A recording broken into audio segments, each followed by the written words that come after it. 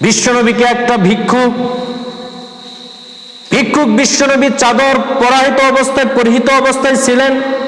এমন সময় ভিক্ষুক এসে বিশ্বনবীর পিছন থেকে এমন ভাবে খামচা মেরে তার চাদরটাকে টান দিলেন, চাদরটা চিরে গেল। বিশ্বনবীর ঘাড়ের মধ্যে এরকম তার হাতের আঘাতে এরকম রক্ত প্রবাহিত হতে শুরু করে দিল। তার এখান থেকে ঘাড় থেকে রক্ত প্রবাহিত শুরু হয়ে গেল। বিশ্বনবী সাল্লাল্লাহু আলাইহি ওয়াসাল্লাম পিছনে ঘুরে দেখে একজন ভিক্ষুক একটা ভিক্ষার আবদার নিয়ে এত দূর পর্যন্ত আঘাত করেছে। বিশ্বনবী সেই সময় কি করেছেন শুনলে অবাক হয়ে যাবেন। আচ্ছা, আপনাদেরকে বলি, আপনাকে কেউ যদি একজন সাহায্যকারী, সুবিধা বঞ্চিত মানুষ, অবহেলিত মানুষ, একজন ভিক্ষুক যদি আপনাকে সামনের দিকেতে ভিক্ষা চাইলেও আপনি বলেন, অনেক সময় মানি ব্যাগ সেটাকে খুলে হাসতে বলেন যে মাফ করেন বাবা, সামনে যদি বেশি বিরক্ত করে আপনি কি বলে যা বেড়া যা এখন না যা, এই কথা বলি না? একজন মুসলমান ভিক্ষুক রূপে আসলেও তাকে আমরা এই কথা বলি। আমরা তাদেরকে ধমক দেই অথবা তাদেরকে বলি মাফ কর, মানে চলে যায়, এরকম কথা বলি না? বিশ্বনবীর আচরণ কেমন ছিলেন দেখেন, বুঝার জন্য বলতেছি প্রিয় ভাইরা আমার।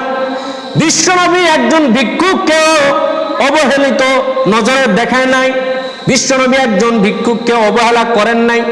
বিশ্বনবীকে যখন আক্রমণ করে যখন বিশ্বনবীর জামাটা চিরে ফেলে দিলেন এবং পিছন থেকে যখন এরকম আঘাত করে যখন তার ঘাড়ে রক্ত প্রবাহিত অতিক্রম করে যখন বিশ্বনবীকে অ্যাটাক করলেন এবং তার চাহিদাটা ছিল ভিক্ষা সাহায্য চাওয়া, বিশ্বনবী আস্তে করে তার দিকে ঘুরে মুস্কি হেসে তাকে বুকের মধ্যে জড়ায় নিয়ে সাহাবীদেরকে বললেন, তাকে সাহায্য চেয়েছে, আমাদের কাছে যা আছে তাকে সাহায্য দিয়ে এখান থেকে সম্মান করে বিদায় করে দাও। চিল্লাই বলি সুবহানাল্লাহ। বিশ্বনবী তো পারতেন ধমক দিতে, তুমি আমার রক্ত বের করে, এভাবে কখনো কি মানুষ সাহায্য চায়? এভাবে কি কখনো মানুষ এভাবে তো বলতে পারতেন, অপশন ছিল, এবং সাহাবীরা তো অ্যাটাক করতে পারতেন। কি ব্যাপার, এটা কি ভিক্ষা চাওয়ার কি কোনো এটা একটা সিস্টেম হলো নাকি যে একজন মানুষের জামা ছিঁড়ে তাকে রক্ত খরণ করে এরকম ভাবে ভিক্ষা চাইবে, এটা কোনো স্টাইল হলো? আপনি আমি হলে কি করতাম বলেন? আপনারা হইলে কি করতেন? আপনার পিছন থেকে একটা ভিক্ষুক দিয়ে অ্যাটাক করে যে এরকম খামচা মেরে রক্ত প্রবাহিত করে ফেলে, জামা ছিঁড়ে ফেলে, সামনে থেকেই হলো, তাও তো আপনি তো সেখানে ছেড়ে দিতেন না, কথা বলুন ঠিক কেন? বিশ্বনবী সাল্লাল্লাহু আলাইহি ওয়াসাল্লাম সেটা করে নাই এবং বলে গিয়েছেন একজন সাহায্যকারী হলেও তার সঙ্গে কেমন আচরণ করতে হবে, এ কথার দলিল বিশ্বনবী শেখায় দিয়ে গিয়েছেন। তাকে নরম ভাষায়, নম্রভাবে, হাস্যোজ্জ চেহারায় তাকে কি করেছেন, বিশ্বনবী শেখায় দিয়ে গিয়েছেন যে এরকম আচরণ করলে সেই মানুষটা তার পাগল হয়ে যাবে, ভক্ত হয়ে যাবে। এক পর্যায়ে ভিক্ষুক তিনি বুঝতে পারলেন এখানে আমার মায়ের নিশ্চিত ছিল, এখানে যেহেতু এত সুন্দর ব্যবহার করে যিনি আমাকে উপকৃত করলেন সাধারণ কোনো মানুষ হতে পারে নাই, নিঃসন্দেহে তার বিশ্বাস হয়ে গিয়েছে তিনি আর পৃথিবীর কেউ নয়, তিনি রহমাতাল লিল আলামিন। কথা বলুন ঠিক কিনা? বিশ্বনবী সাল্লাল্লাহু আলাইহি ওয়াসাল্লামের জীবনী আপনি পড়ে দেখবেন, অবাক হয়ে যাবে। শুধু তাই নয়, বিশ্বনবী সাল্লাল্লাহু আলাইহি ওয়াসাল্লাম কর্মচারীদের প্রতি, খাদেমদের প্রতি কেমন আচরণ ছিল শুনলে অবাক হয়ে যাবেন। সময় সংক্ষিপ্ত, এই জন্য আপনাদেরকে এত বিস্তারিত আমি বলবো না। কোনোদিন যদি আপনাদের এলাকায় কখনো খেদমতের জন্য বা আমি নসিহা করতে আসি তখন আপনাদেরকে শোনাবো ইনশাল্লাহ। বিশ্বনবীর একজন খাদেম ছিলেন, বিশ্বনবীর একজন খাদেম ছিলেন আনাস রাদিয়াল্লাহু আনহু। 10 বছর খেদমত করেছিলেন, তাই না হুজুর? 10 বছর বয়স মোটে খেদমত করেছিলেন, 10 বছর বয়সে। এখন আনাস রাদিয়াল্লাহু আনহু খেদমত এতটাই করতো, বিশ্বনবী সাল্লাল্লাহু আলাইহি ওয়াসাল্লাম একটা খেদমতের বা একটা কোনো জিনিস আনতে বললে বা একটা হুকুম করলে, আনাস ছোট মানুষ তো গিয়ে বাচ্চারা খেলাধুলা করতো, সেখানে খেলতে খেলতে ভুলে যাইতো। কি করতো? ভুলে যাইতো। বিশ্বনবী একবার আনাসকে একটা হুকুম করেছিলেন। আনাস 3-4 ঘন্টা 5 ঘন্টা এক বেলা হয়ে গিয়েছে, আনাসের কোনো খবর নাই। রাস্তা দিয়ে বিশ্বনবী যখন পায়ে হেঁটে যখন যাচ্ছিলেন, দেখতেছে আনাস বাচ্চাদের সঙ্গে খেলাধুলায় মগ্ন। আনাসের পাশে গিয়ে আনাসের নিকটবর্তী হওয়ার পরে আনাসের এরকম পিছন দিকে হাত দিয়ে আনাসের পিঠে হাত বুলায়ে বলল, বাবা আনাস, আমি তোমাকে একটা মনে হয় কোনো আদেশ করেছিলাম, তোমার মনে আছে নাকি? আপনি আমার খাদেম হলে, কর্মচারী হলে কেমন ব্যবহার করতাম? আপনার দোকানের একটা কর্মচারী, আপনার একটা মেল ফ্যাক্টরির কর্মচারী বা আপনার বাসার কর্মচারী যদি বলেন বাজারটা নিয়ে আসো, একবেলা যদি পার হয়ে যায় জিনিসটা আনতে মোটেই 10 মিনিট সময় লাগবে, সেই জায়গায় যদি একবেলা সময় লস করে ফেলে, বলেন তো আপনার আচরণ কেমন হবে? এমন ধমক দিবেন এবং চাকরির ভয় দেখাবেন এবং তাকে আপনি মার শুদ্ধ আপনার হাত উঠে যেতে পারে। কথা বলুন ঠিক কিনা? বিশ্বনবীতে আনাসের নিকটবর্তী হয়, এত সুন্দর মিষ্টি চেহারায় মুস্কি একটা হাসি দিয়ে আনাসকে বললেন, তোমাকে মনে হয় আমি একটা হুকুম করেছিলাম, মনে হয় তুমি ভুলে গিয়েছো।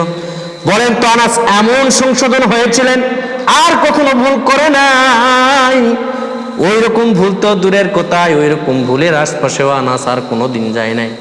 তাহলে একজন খাদেমের সঙ্গে কিরকম আচরণ করতে হবে আমার বিশ্বনবী শেখাই দিয়েছে। কথা বলুন ঠিক কিনা? আপনি আমিও যদি একই সিস্টেমে একই কায়দায় আমরাও যদি এরকম ভাবে সদ আচরণ করি, যে আচরণ দেখে বিশ্বনবী তার রহমাতাল্লিল আলামিন আল আমিন নামটাকে পরিচয় দিয়েছেন, আপনি আমিও যদি তার উম্মত হয় বিশ্বনবীর অ্যাটিটিউড ধারণ করি, আপনি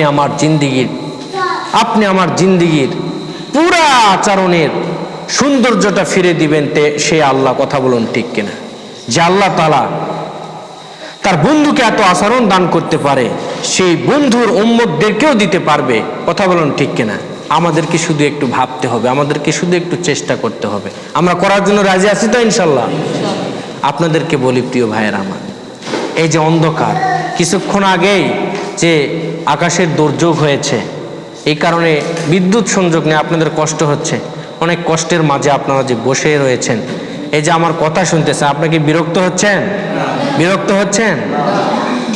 প্রিয় ভাইয়েরা আমার, আপনাদের মাঝে আরো চমৎকার চমৎকার কথা বলার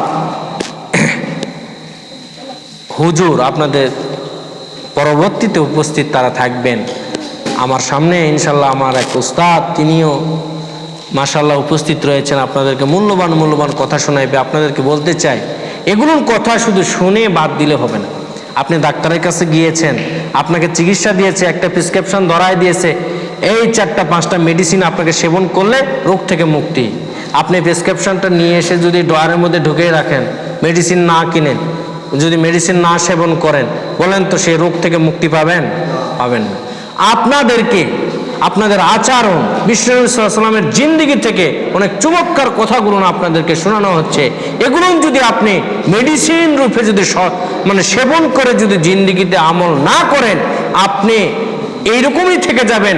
উম্মত শুধু নাম হবে, কিন্তু এই উম্মতের আচরণ, উম্মতের অ্যাক্টিভিটি, উম্মতের এত সুন্দর পরিবর্তন কখনো ঘটবে না। কথা বলুন ঠিক কিনা?